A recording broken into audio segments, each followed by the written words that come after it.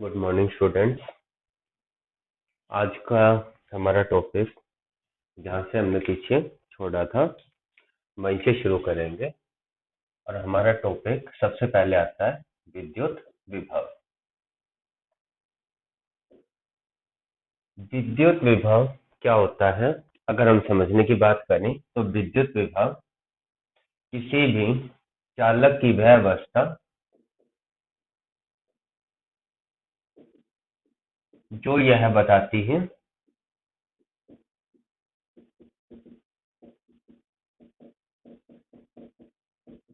कि जब चालक को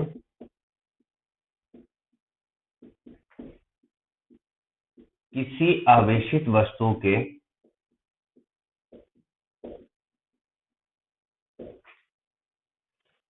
संपर्क में लाया जाता है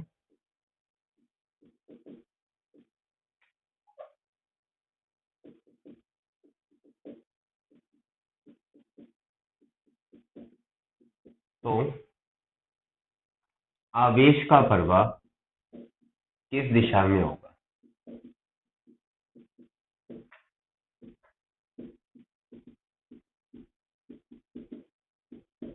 ये जो डेफिनेशन है ये केवल समझने के लिए है। अब इसका अगर हम उदाहरण ले लेते हैं, कोई वस्तु ए है और इसके ऊपर मैंने मान लिया 6 यूनिट धनावेश है, 6 इकाई धनावेश है। अब यहाँ पर कोई वस्तु बी है, वस्तु ए आवेशित है, वस्तु ए आवेशित है और वस्तु बी उदासीन। अगर इन दोनों का संपर्क हम कर दें किसी धातु की तार के द्वारा तो बेटा आवेश का प्रवाह होगा। आवेश का प्रवाह किस ओर होगा? ए से बी की ओर। और ये कब तक होगा? जब तक इक्विलिब्रियम नहीं बन जाता, जब तक दोनों पर बराबर आवेश नहीं हो जाता। इसका मतलब यहाँ से जो 3 इकाई धनावेश है वो इस तरफ आ जाएगा। जैसे ही 3 इकाई हमारे पास धनावेश आएगा तो दोनों तरफ 3 यूनिट धनावेश हो जाएगा और आवेश का प्रवाह रुक जाएगा। अब दूसरा उदाहरण ले लें, ये वस्तु ए है और ये वस्तु बी है। मान लिया इसके ऊपर 5 इकाई धनावेश है और इसके ऊपर केवल 1 इकाई धनावेश है और हम इन दोनों को कॉन्टैक्ट में कर देते हैं। ठीक है, जैसे इन दोनों को संपर्क में करेंगे तो यहाँ से कितने इकाई धनावेश आएगा? 2 इकाई धनावेश आएगा। ठीक है, कितनी इकाई धनावेश आएगा? 2 इकाई धनावेश आएगा। और 2 इकाई आने के बाद इधर 3 इकाई हो जाएगा और इधर भी 3 इकाई हो जाएगा। अब यहाँ पर आवेश का प्रवाह बी से ए की ओर और इसके अंदर किस ओर हुआ था? ए से बी की ओर। तो विद्युत विभव चालक की अवस्था जो ये बताती है जब किसी भी आवेशित वस्तु को दूसरी आवेशित वस्तु के संपर्क में लेके आए। अब जो चालक है यहाँ पर ये उदासीन भी हो सकता है और ये पहले से ही आवेशित भी हो सकता है। लेकिन आवेश का प्रवाह किस दिशा में होगा ये क्या चीज बताएगी? विद्युत विभव। अब अगर हम अपने घर की बात करें तो बेटा घर के अंदर जो विद्युत निगम होता है वो कितनी 2 तारें इसके अंदर देता है। एक लाइव वायर होती है जिसके अंदर विद्युत धारा होती है और दूसरी उदासीन होती है। ठीक है, एक हमारे पास जो लाइव वायर जिसके अंदर करंट होता है उसके ऊपर 220 वोल्ट का विभव होता है और जो दूसरी न्यूट्रल वायर जो उदासीन होती है जिसके ऊपर इंसुलेशन किस कलर की होती है? ब्लैक कलर की। और लाइव वायर के ऊपर जो खतरे का रंग है वो हमेशा रेड लाल रहेगा। तो यहाँ पर 0 वोल्ट। ठीक है, तो इस प्रकार विद्युत निगम के द्वारा 2 विभव भेजे जाते हैं, एक 220 वोल्ट का और एक 0 वोल्ट का। लेकिन अब हमें क्या करनी है? हमें परिभाषा लिखनी है विद्युत विभव की एग्जाम पॉइंट ऑफ व्यू से। और पिछले सेक्शन में बताया कि विद्युत क्या? विद्युत एक प्रकार की ऊर्जा है और ऊर्जा संरक्षण नियम के अनुसार ऊर्जा को ना तो बनाया जा सकता है ना ही नष्ट किया जा सकता है। ऊर्जा को एक रूप से दूसरे रूप में रूपांतरित करने के लिए हमें क्या करना पड़ेगा? कार्य करना पड़ेगा। तो विद्युत विभव की परिभाषा क्या होगी? विद्युत विभव जब इसको हम परिभाषित करेंगे तो एक इकाई धन आवेश को अनंत से एक बिंदु पर, अब एक बिंदु पर लाने का मतलब क्या है कि पहले कोई भी आवेश नहीं था। जैसे ही हमने डायनेमो या जनरेटर का उपयोग किया, अगर हम जनरेटर का विद्युत जनरेटर का उपयोग करते तो रासायनिक ऊर्जा विद्युत ऊर्जा में परिवर्तित हो जाती है। अगर हम इसकी बात करें विंड मिल की, पवन चक्की की बात करें, तो जो पवन की गतिज ऊर्जा होती है वो विद्युत ऊर्जा के अंदर बदल जाती है, मतलब ऊर्जा का रूपांतरण हुआ। तो अनंत से एक बिंदु पर अब आवेश आ गया, कहां पर, एक बिंदु पर। जो वस्तु बिल्कुल भी उदासीन नहीं थी वो वस्तु आवेशित होगी। एक इकाई धन आवेश को अनंत से एक बिंदु पर लाने में किया गया कार्य विद्युत विभव कहलाता है।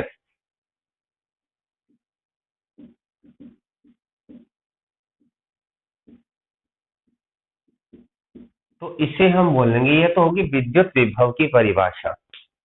अगला जो टॉपिक इसी के अंदर आता है वो हमारे पास आता है विभवांतर। विभवांतर, अगर इसका संधि विच्छेद कर दें तो हमारे पास क्या आ जाएगा, विभव प्लस अंतर। अब विभवांतर अगर इसको समझे तो विभवांतर होता क्या है, किसी भी चालक के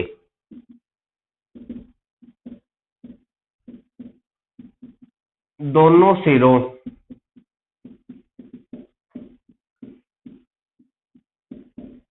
के बीच विभव में अंतर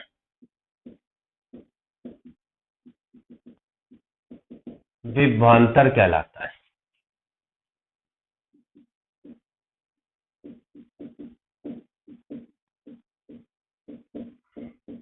अब मान लिया हम कोई भी चालक ले लेते हैं और इसके ये जो दो बिंदु मैंने ले लिए, बिंदु ए और बिंदु बी। अब घर के अंदर जब विभवांतर आता है, विभवांतर जनरली हम इसको पोटेंशियल डिफरेंस या बिल्कुल साधारण भाषा में बोल देते हैं कि कितनी वोल्टेज आने लगी है। वोल्टेज का मतलब कितना हमारे पास विभवांतर आने लग रहा है। तो जो बिजली डिपार्टमेंट से, विद्युत डिपार्टमेंट से आता है, तो एक पॉइंट के ऊपर 220 वोल्ट का और दूसरे पॉइंट के ऊपर 0 वोल्ट का। अब दोनों विभव के ऊपर, दोनों सिरों पर जब विभव का अंतर आ गया, वो कितना आ गया, 220 घटा 0 कितना आ गया, 220 वोल्ट। अब मान लिया कोई भी वस्तु ए ले लेते हैं और मान लिया इसके एक सिरे के ऊपर 200 वोल्ट है और दूसरे सिरे के ऊपर 90 वोल्ट है। क्वेश्चन हमारे पास अगर आ जाता है कि एक सिरे के ऊपर विभव कितना दे दिया, एक सिरे के ऊपर विभव दिया 220 वोल्ट और दूसरे पर कितना दिया, 90 वोल्ट, तो विभव में अंतर कितना आ जाएगा, 220 घटा 90। तो हम बेटा हम केवल लेंगे 110 वोल्ट का विभवांतर, कितना लेंगे, 110 वोल्ट का। ये परिभाषा फिर दोबारा मैं कह रहा हूं बेटा समझने के लिए और पेपर में लिखने के लिए। हम पेपर में क्या लिखेंगे, विभवांतर को अगर परिभाषित करना हो तो एक इकाई धन आवेश को, एक इकाई धन आवेश को एक बिंदु से, चालक के एक बिंदु से दूसरे बिंदु तक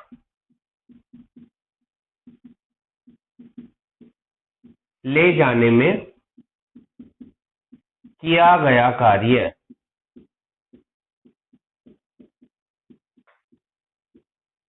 विभवांतर कहलाता है। इसे क्या बोलेंगे, विभवांतर। अब जो विभवांतर है इसका सूत्र क्या आया, विभवांतर, इसको हम दिखाएंगे विभवांतर या विद्युत विभव, इन दोनों का जो सिंबल है वो एक ही है, वो है कैपिटल वी। ये इसका प्रतीक है, विभवांतर का प्रतीक। कार्य का प्रतीक वर्ग का कैपिटल डब्ल्यू और आवेश इसका प्रतीक होता है क्यू। तो हमारे पास सूत्र आता है विभवांतर V बराबर किसके आ गया, W बटे क्यू। ठीक है, V बराबर W बटे क्यू। मतलब विभवांतर बराबर किसके आया, किया गया कार्य बटे आवेश। आवेश को लेकर जाने में हम कितना कार्य करते हैं, ज्यादा आवेश को लेकर जाने में ज्यादा कार्य करना पड़ेगा तो विभवांतर भी अधिक होगा। अब जो इनके मात्रक हैं,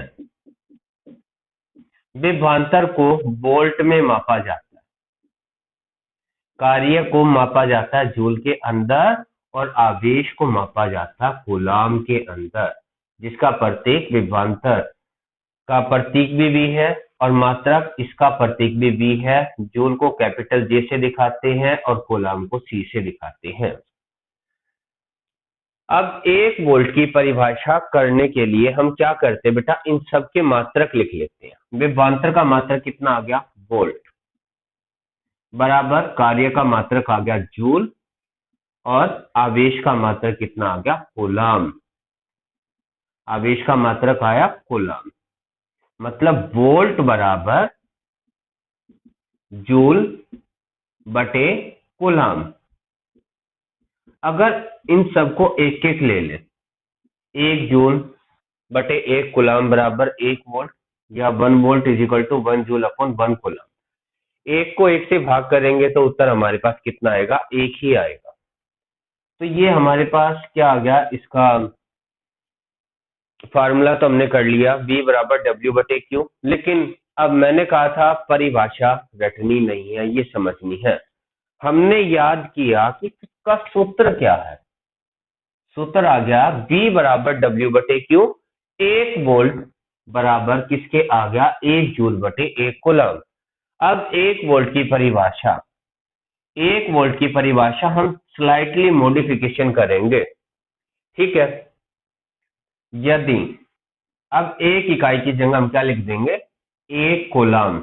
यदि 1 कूलम धन आवेश को एक बिंदु से दूसरे बिंदु तक लेकर जाने में 1 जूल कार्य किया जाए, 1 जूल कार्य किया जाता है, तो जो विभवांतर है 1 वोल्ट कहलाता है। विभवांतर कितना आ जाएगा, विभवांतर 1 वोल्ट कहलाता है। तो विभवांतर की परिभाषा जैसे आप याद करोगे तो तुम्हारे पास 1 वोल्ट की परिभाषा भी आ जाएगी। यदि 1 कूलम, अब 1 इकाई नहीं है, हमने पूरी इकाई को ले लिया कि हमने 1 यूनिट 1 इकाई कूलम, मतलब 1 कूलम धन आवेश को एक बिंदु से दूसरे बिंदु तक लेकर जाने में किया गया कार्य। अब कार्य कितना लिया, 1 जूल। यदि 1 जूल कार्य किया जाता है तो विभवांतर कितना आता है, 1 वोल्ट। चैप्टर के अंदर क्रॉस मल्टीप्लाई कर दे, हम दूसरे फॉर्मूले का भी उपयोग करेंगे तो W किया गया कार्य बराबर V गुना Q, ठीक है। अब हमारे पास 2 सूत्र आगे, पहला सूत्र आया V बराबर W बटे Q, मतलब विभवांतर बराबर कार्य बटे आवेश, और दूसरा आ गया किया गया कार्य बराबर विभवांतर गुना प्रवाहित आवेश। अब इनसे न्यूमेरिकल किस तरीके से किए जाएंगे, अब हमें क्या करना है, साथ में जितने भी न्यूमेरिकल्स आ जाते हैं उनको भी साथ के साथ करना है। अब आगे आ जाता है कि एक क्वेश्चन ले लेते हैं, यदि 12 वोल्ट विभवांतर, अब हमें विभवांतर कितना दे दिया, 12 वोल्ट, 12 वोल्ट विभवांतर को प्रवाहित करने, 12 वोल्ट विभवांतर से 5 कूलम आवेश प्रवाहित हुआ। कितना आवेश हो रहा था, 5 कूलम आवेश प्रवाहित हुआ।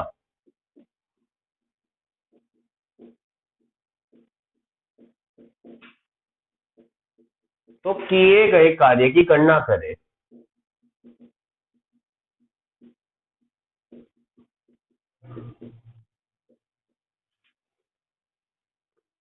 तो न्यूमेरिकल बड़ा ही इजी सा है। हम पहले क्या करेंगे, कोई भी न्यूमेरिकल करना है, विभवांतर प्रतीक क्या है, V, तो हमने पहले लिखा विभवांतर आया 12 वोल्ट और आवेश Q बराबर कितना है, 5 कूलम। अब सूत्र में क्या निकालना है, कार्य निकालना है। तो थोड़ा सा दिमाग पे जोर डालो कि कोई फार्मूला अभी बताया था, अब फार्मूला बताया W बराबर V गुना Q, हम यही फार्मूला लिखेंगे। और बेटा पेपर के अंदर कैलकुलेशन गलत भी हो जाए तो फार्मूले लिखने के भी नंबर मिलते हैं। किया गया कार्य बराबर विभवांतर गुना आवेश, विभवांतर 12 वोल्ट गुना आवेश 5 कूलम, किया गया कार्य आ गया 60 जूल।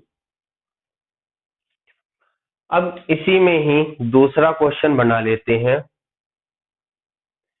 कि अगर हमें क्या दे दें, विभवांतर की गणना करनी है। यदि अब यहाँ पे ले लेते 60 जूल कार्य, मतलब जो हमारे पास है 60 जूल ऊर्जा है वो 5 कूलम आवेश को प्रवाहित करती है, तो हमें किस चीज की गणना करनी है। अब हम ले लेते हैं, हम किसकी गणना करें, विभवांतर की गणना कर ले। ठीक है, हमें क्या करनी है, विभवांतर की। अब यहाँ पर दी गई चीजें बदल गई, दिया गया कार्य ये 60 जूल है और आवेश कितना दे रखा है, आवेश दे रखा है 5 कूलम। हमें क्या करनी है, हमें विभवांतर की गणना करनी है। तो V बराबर W बटे Q, कितना आ गया 60 बटे 5, तो विभवांतर आ गया 12 वोल्ट।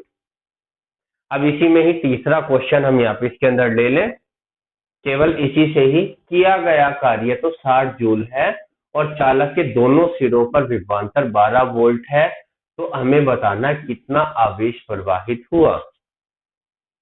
ठीक है, क्वेश्चन एक ही है, तीन तरीके से पूछ लिया। फार्मूला हमारे पास क्या आया, W बराबर V गुना Q, हमें निकालना Q है। V इधर गुना में है, दूसरी तरफ जाएगा तो भाग में आ जाएगा, मतलब Q बराबर किसके आ गया, W बटे V, किया गया कार्य बटे विभवांतर 60 बटे 12 और कितना आ गया 5। सॉरी, यहाँ पे इसके अंदर कूलम आना है क्योंकि आवेश का मात्रा क्या होता है, कूलम। तो ये अगला टॉपिक हमारे पास पूरा हो जाता है, विभव और विभवांतर का। ठीक है, जैसे हमारे पास विभव और विभवांतर का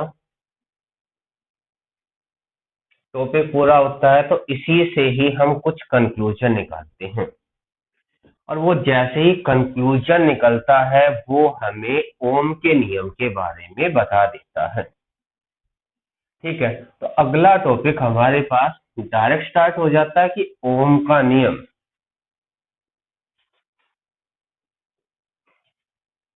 अब ओम का नियम क्या होता है, इस ओम के नियम को समझने से पहले हम सिंपली क्या करते हैं, एक उदाहरण ले लेते हैं।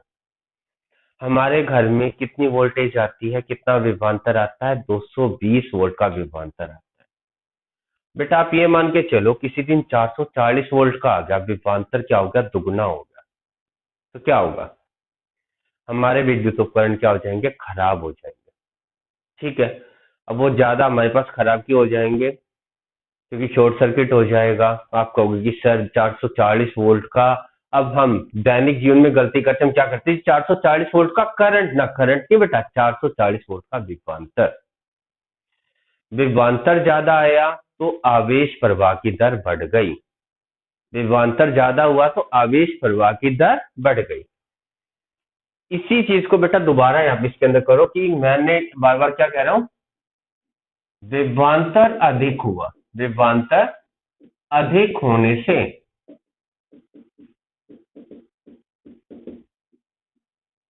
विद्युत आवेश के प्रवाह की दर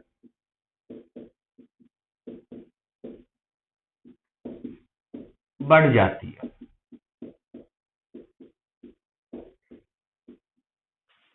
अब तुम्हारे मन में क्वेश्चन ये भी आएगा कि विभवांतर अधिक हो गया तो आवेश प्रवाह की दर कैसे बढ़ती, बेटा ऊर्जाई तो है। अब पहले इस चीज को थोड़ा सा समझ लेते हैं। हमने 3 बीकर ले लिए, ठीक है। अब ये 3 बीकर, ये बीकर ए है, ये बीकर बी है, ये बीकर सी है, और इन सब के अंदर पानी भरा है। ठीक है, अब एक के अंदर पानी का तापमान मैं यहाँ पे इसके अंदर ले लेता हूँ 40 डिग्री सेल्सियस, यहाँ मैंने ले लिया 70 डिग्री सेल्सियस, यहाँ ले लिया 100 डिग्री सेल्सियस। आपको इन पानी के अंदर हाथ डालना है। हमारे शरीर का तापमान कितना है, 37 डिग्री सेल्सियस। तो बेटा 40 डिग्री सेल्सियस में करेंगे, अंतर आया 3 डिग्री सेल्सियस का। जो उष्मा का प्रवाह हुआ वो थोड़ा सा कम हुआ, तो कंफर्टेबली हाथ डाल सकते हैं। 70 डिग्री सेल्सियस बेटा पानी बहुत ज्यादा गर्म हो जाता है। अब यहाँ पर डिफरेंस कितने का आया, आपने -37 यहाँ पे इसके अंदर कर दिया, तो हमारे पास जो डिफरेंस आ गया 33 डिग्री सेल्सियस का डिफरेंस। अब डिफरेंस क्या हुआ, अंतर ज्यादा हो गया तो ज्यादा गर्म लगा। 100 डिग्री सेल्सियस पे तो बेटा पानी उबलता है। अब यहाँ पर डिफरेंस कितने का आ गया, 63 डिग्री सेल्सियस का। तो तापमान जो अंतर ज्यादा बढ़ा तो उसी तरीके से ऊष्मा प्रवाह की दर बढ़ जाती है। इसी तरीके से जैसे ही विभवांतर अधिक होता है तो आवेश प्रवाह की दर बढ़ जाती है। अब आवेश प्रवाह की दर को हम यहाँ पे इसके अंदर क्या बोलते हैं, आवेश प्रवाह की दर होती है विद्युत धारा। ठीक है, अब विद्युत धारा या आवेश प्रवाहित होने के लिए एक कंडीशन हमारे पास क्या होगी, विद्युत धारा तभी प्रवाहित होती है, विद्युत धारा तभी प्रवाहित होती है जब चालक के दोनों सिरों पर, चालक के दोनों सिरों पर विभवांतर हो। अब अगर विभवांतर ही नहीं होगा तो आवेश भी प्रवाहित नहीं होगा। अब इस बात को एक एग्जांपल यहाँ पे इसके अंदर देता हूँ बेटा। आपने देखा होगा हाई टेंशन वायरी जाने लगी, इसके अंदर से मान लिया 11,000 वोल्ट का करंट है। अब कोई भी एक पक्षी यहाँ पे इसके अंदर आया, ठीक है, और ये पक्षी यहाँ पे इसके अंदर क्या किया बेटा, इसके ऊपर बैठ गया। ठीक है, अब पक्षी जैसे ही बैठा, अब यहां से गया 11,000 वोल्ट का, और यहां से भी इसके शरीर के अंदर कितना जा रहा है, 11,000 वोल्ट का विभवांतर, मतलब इसके अंदर विभव गया। अब विभवांतर में अंतर कितना होगा, विभवांतर तो आया 11,000 घटा 11,000, 0 वोल्ट का विभवांतर आया। इसका मतलब अगर कोई पक्षी 11,000 वोल्ट वाले विभवांतर की तार पर बैठ भी जाता है तो उसके अंदर, शरीर के अंदर विभवांतर कितना आया, विभवांतर आया 0 वोल्ट का। तो पक्षी बैठ गया तो बैठ गया, उसको करंट नहीं लगेगा।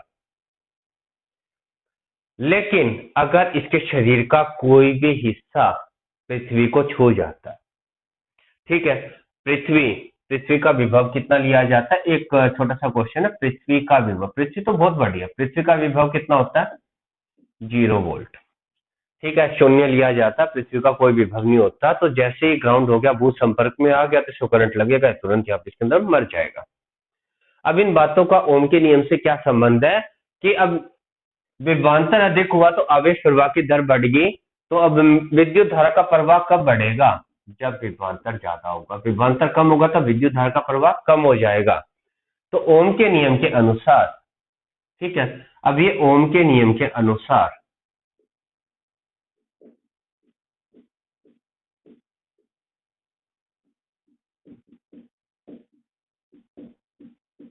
ओम के नियम के अनुसार किसी चालक में प्रवाहित विद्युत धारा, किसी चालक में प्रवाहित विद्युत धारा का मान चालक के सिरों के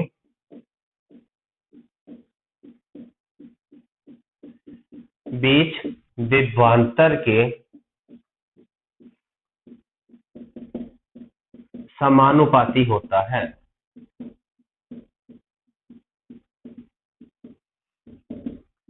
यदि भौतिक अवस्था जैसे तापमान आदि स्थिर रहे।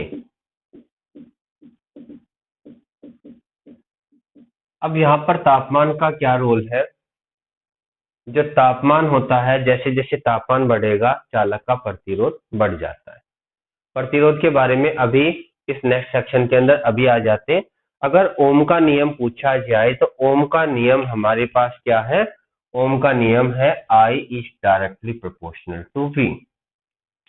ठीक है, जिसी को थोड़ा सा मॉडिफाइड फॉर्म में हम थोड़ा सा लिखते हैं, क्योंकि जो हमने स्थिरांक लगाए कभी भी व्युत्क्रमानुपाती क्रमानुपाती नहीं लगाए। ठीक है, अब इसी कारण हमने इसी को क्या किया कि V is directly proportional to I, जो V विभवांतर है समानुपाती किसके हो गया, विद्युत धारा के। अब समानुपाती का जो सिंबल है, प्रतीक है, हम जब भी हटाते हैं तो कोई ना कोई स्थिरांक लगाते हैं, तो हमने लिखा V बराबर आई आर। यहां पर R क्या है, R एक स्थिरांक है। R क्या है, एक स्थिरांक। अब ये जो स्थिरांक है R क्या दिखाता है, R प्रतिरोध को दिखाता है। अब प्रतिरोध क्या होता है, पहले इसको थोड़ा सा समझ लेते हैं। अब बेटा मान लिया आपको यहाँ से 200-300 किलोमीटर दूर जाना है, ज्यादा नहीं। हम यहाँ पे इसके अंदर चले जाते हैं, मान लिया ताजमहल देखने के लिए आगरा चले जाते हैं। अब आगरा जाने के लिए हमारे पास दो ऑप्शन है। पहला ऑप्शन तो है हम यमुना एक्सप्रेस वे का या किसी हाईवे का उपयोग करें। अब बेटा बेशक उसके ऊपर टोल आते हैं, हम यहाँ पे टोल की बात नहीं करने लग रहे। मैंने क्या कहा कि जो हाईवे की सड़कें होती है बड़ी अच्छी बनी हुई है। दूसरा ऑप्शन आपके पास ये है कि आप गांव से होते हुए जाओ, अलग अलग गांव की सड़कें जो थोड़ी बहुत टूटी फूटी हो, लेकिन सड़कें तो बनी हुई है, गड्ढे तो क्या हुआ, सड़क तो बनी हुई है। अब गांव के रास्ते जाते हुए तो बीच में जो भीड़ भाड़ ट्रैफिक आप इसके अंदर मिलती है, तो आप जल्दी किससे पहुंचोगे। अब आप सिंपल ये कहोगे कि सर हम जल्दी तो किससे पहुंचेंगे, हाईवे से। तो जो प्रतिरोध है, प्रतिरोध इसी तरीके से जब विद्युत धारा जाती है अलग अलग धातु में से, तो कोई धातु विद्युत धारा को आसानी से जाने देता है। ऐसे धातुएं जो विद्युत धारा को आसानी से अपने अंदर से प्रवाहित होने देती है, उन्हें विद्युत की चालक कहते हैं। तो चालक कौन से हुए, जो विद्युत धारा को आसानी से प्रवाहित होने देते हैं, उन्हें सुचालक कहते हैं। तो प्रतिरोध, इसको परिभाषित कैसे करें, प्रतिरोध चालक का वह गुण जो विद्युत धारा के प्रवाह का विरोध करता है, जो विद्युत धारा के प्रवाह का विरोध करता है,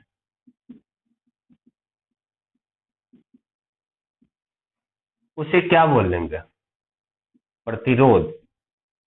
ठीक है, प्रतिरोध को मापा जाता है, प्रतिरोध को ओम के अंदर मापा जाता है। ठीक है, प्रतिरोध को किसके अंदर मापा जाता है, ओम के अंदर। ओम का सिंबल क्या हो गया, ये जो सिंबल है इस सिंबल को पढ़ते हैं ओमेगा। ये प्रतिरोध का मात्रक हमारे पास हो गया, प्रतिरोध को ओम के अंदर मापा जाता है, इसी कारण इसे ओम का नियम कहते हैं।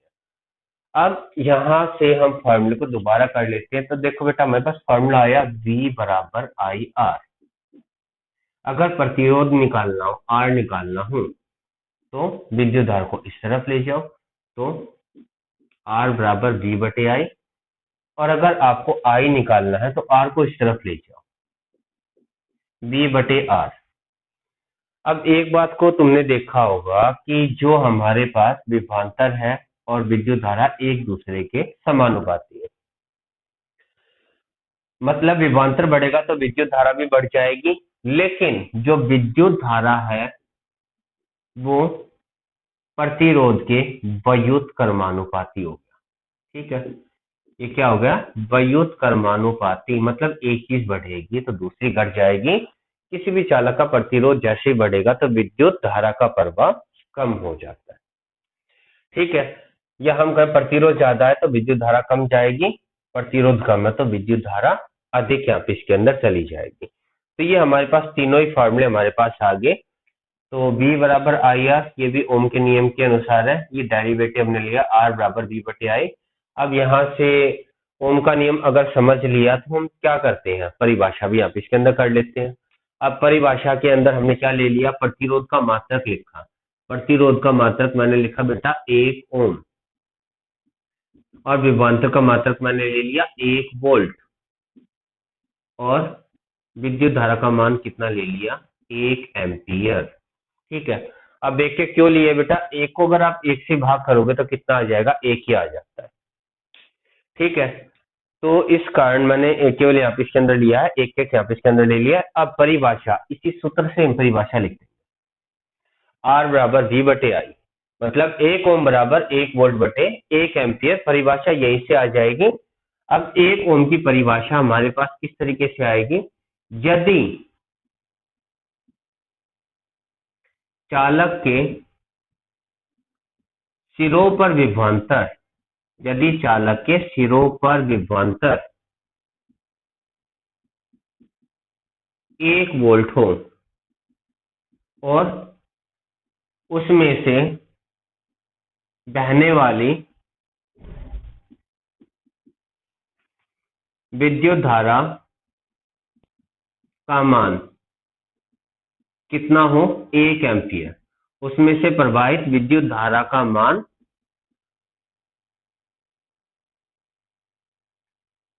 1 एम्पियर हो तो प्रतिरोध 1 ओम होता है। तो प्रतिरोध कितना होता है, 1 ओम होता है। ठीक है, ये हमारे पास आ गया ओम का नियम। अब बेटा ओम का नियम आप इसके अंदर समझ लिया। अब लैब मैनुअल के अंदर जो हमारी लैब मैनुअल दे रखी है, प्रैक्टिकल बुक दे रखी है, उसके अंदर ओम के नियम को समझने के लिए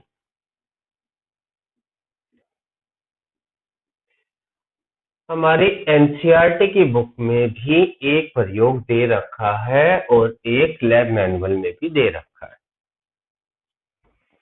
प्रयोग को करने से पहले हम यहाँ पे इसके अंदर करते हैं बेटा, गर्मियों में हम पंखे का प्रयोग करते हैं और पंखे के अंदर नहीं लगा रखा हमने, जहां से पंखा ऑन या ऑफ करते हैं वहां रेगुलेटर लगा रखा।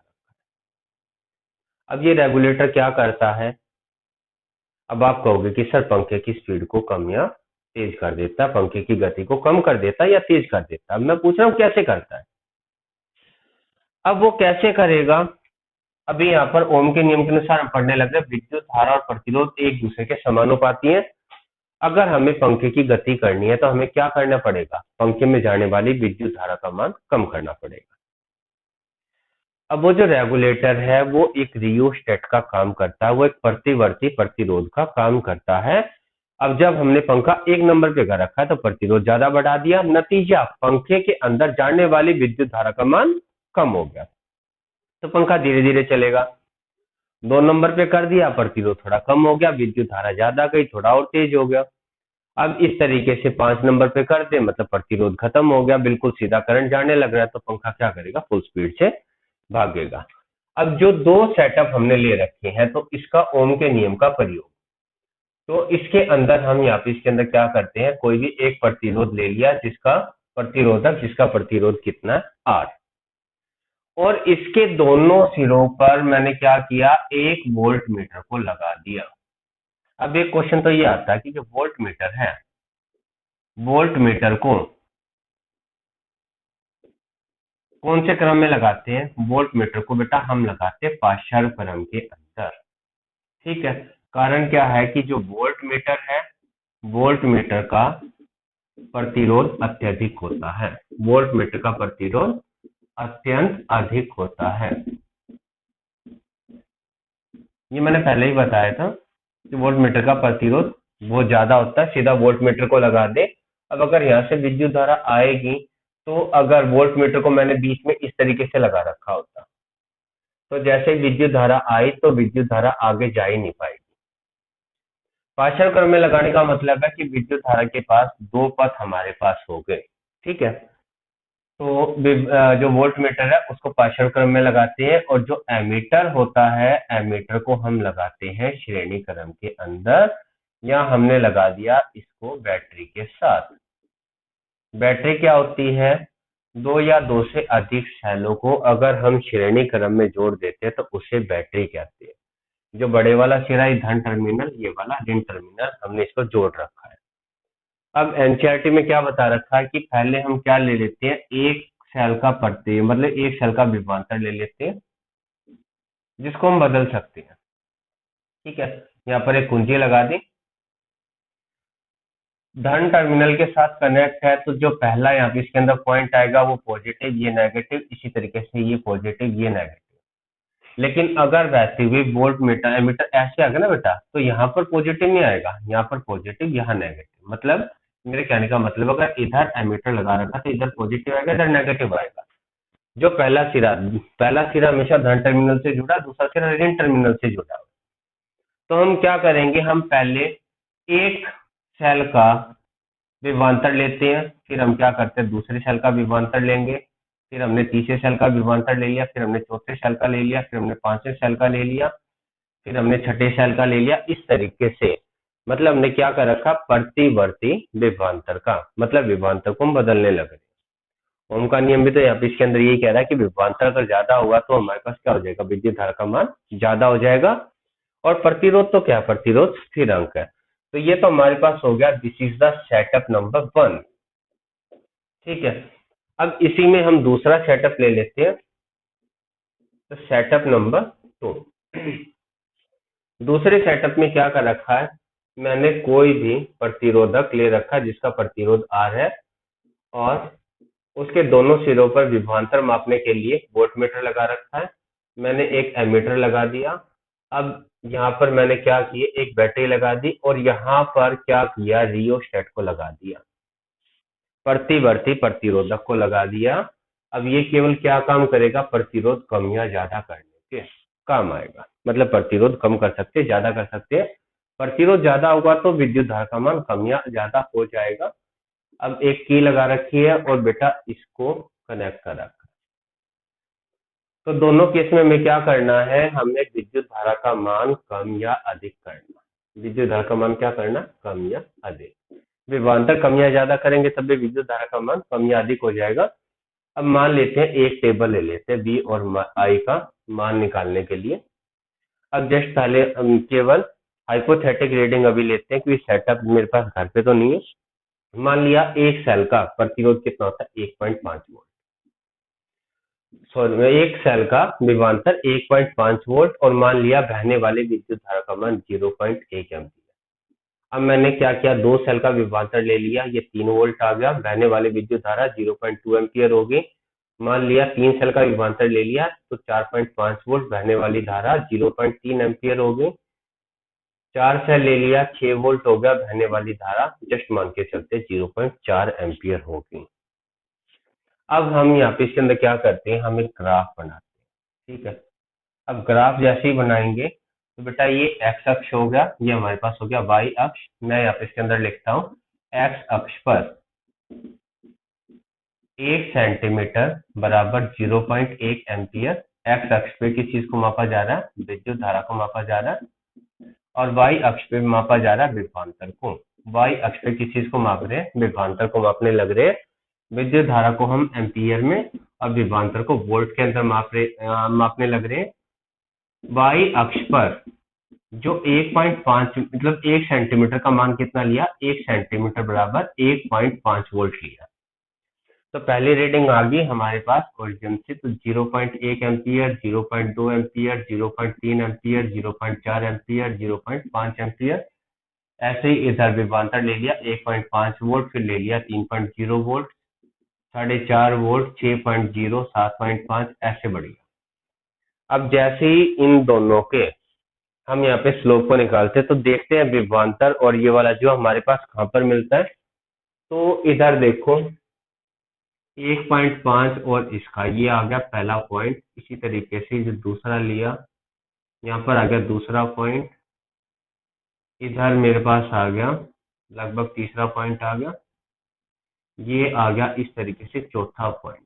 ठीक है, अब अगर इन सारे के सारे स्लोप को ये जब, तो ये एक सीधी रेखा, क्या आती है, ये सीधी रेखा।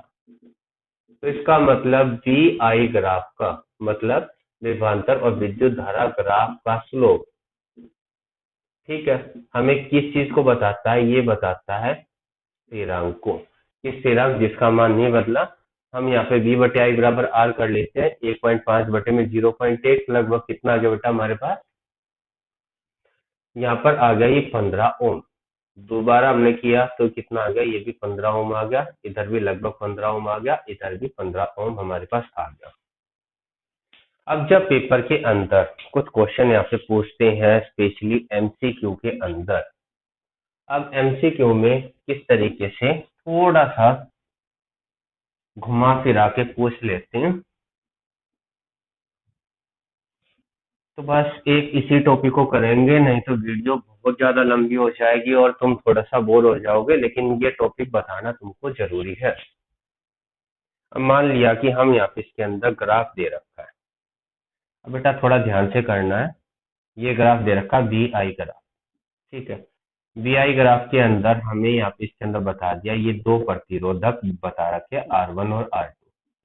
हमसे ये पूछा किसका प्रतिरोध ज्यादा है, प्रतिरोध किसका ज्यादा है, तो R बराबर B बटे आई। तो जो हमारे पास प्रतिरोध है वो व्युत्क्रमानुपाती है, विद्युत धारा के व्युत्क्रमानुपाती है। इसका मतलब जिसमें से, ठीक है, जिसमें से करंट सबसे कम जा रहा होगा, यहाँ पर कितना होगा, करंट ज्यादा, विद्युत धारा ज्यादा तो प्रतिरोध कम, विद्युत धारा अधिक तो प्रतिरोध कम, और अगर विद्युत धारा का मान कम है तो प्रतिरोध ज्यादा है। अब बेटा हम माप के देखते हैं करंट को, विद्युत धारा को आई से, इसके अंदर विद्युत धारा का मान कम है और इसके अंदर विद्युत धारा का मान अधिक है, मतलब करेंगे R1 का प्रतिरोध अधिक है, R1 का प्रतिरोध अधिक। लेकिन अगर इसी ग्राफ में थोड़ा सा चेंज कर देते हैं, अब चेंज क्या किया, बड़ी खूबसूरती से हमें बी आई ने हमें आई बी ग्राफ दे दिया। क्योंकि बेटा जब बनाने लग रहे हैं तो हार्ड एंड फास्ट रूल तो नहीं है कि विभवांतर को हम वाई एक्स पे मापेंगे, हम एक्स पे भी माप सकते हैं। हमें ग्राफ दे दिया, this is I V graph, मतलब विद्युत धारा विभवांतर का ग्राफ दे दिया। और अब यहाँ पर क्या किए, दो प्रतिरोधक ये दे दिए R1 और R2। अब इसमें से मान किसका ज्यादा होगा, प्रतिरोध का मान उसी का ज्यादा होगा जिसमें से विद्युत धारा कम जाएगी। अब विद्युत धारा इसमें तो अधिक आने लग रही है और R2 के अंदर विद्युत धारा का मान कम, तो इसमें क्या आ जाएगा, इसमें R2 का प्रतिरोध अधिक है, ठीक है। R2 का प्रतिरोध क्या आ गया, इसके अंदर अधिक आ गया, ठीक है। ये हमारे पास था ओम का नियम। तो बेटा होप सो यहां तक आपको समझ में आ गया होगा। अगली वीडियो के अंदर हम प्रतिरोध को प्रभावित करने वाले कारक, श्रेणी क्रम में जुड़े प्रतिरोधकों का कुल प्रतिरोध और पार्श्व क्रम में पैरेलल के अंदर जुड़े प्रतिरोधकों का कुल प्रतिरोध निकाल लेंगे, ठीक है बेटा। वीडियो को ज्यादा से ज्यादा लाइक करो, चैनल को यहाँ पे इसके अंदर क्या करो, सब्सक्राइब करो, ठीक है। वीडियो कैसी लगी इस बात को कमेंट करके बताना। ओमिक्रॉन टाइम पे, कोविड के टाइम पे बेटा थोड़ी सावधानी यहाँ पे बरतो, आते जाते समय मास्क यहाँ पे इसके अंदर लगाओ, हाथ को बार बार सैनिटाइज करो, सभी अच्छे तरीके से मन लगाकर पढ़ो, ठीक है। सभी के बहुत अच्छे नंबर आ जाए, ऐसी शुभकामनाएं मेरी हैं तुम्हारे लिए, ठीक है बेटा। Thank you.